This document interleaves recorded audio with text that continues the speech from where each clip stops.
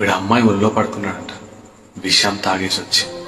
అప్పుడు అమ్మాయి అడుగుతుందంట, ఎప్పుడు లేని ఇంత దూరం తీసుకొచ్చా, నా ఒళ్ళో పడుకొని మరి మాట్లాడుతున్నావు ఏంటి అని అడిగిందంట.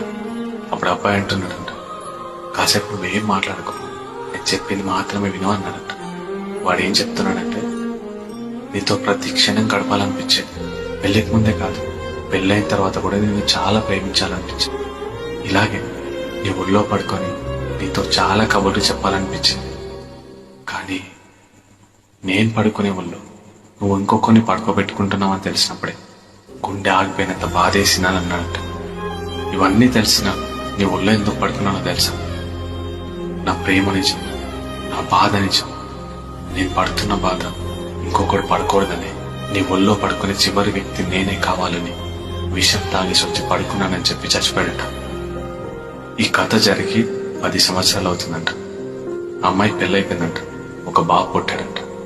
ఆ బాబుకి పాలివ్వడానికి తన ఒళ్ళో పడుకోబెట్టుకున్న ప్రతిసారి వీడే గుర్తుకొస్తున్నాడంట. తను చేసిన మోసం ప్రతి క్షణం గుర్తొచ్చి నరకం చూస్తుందంట. కానీ ప్రేమకి చావు మాత్రం పరిష్కారం కాదు.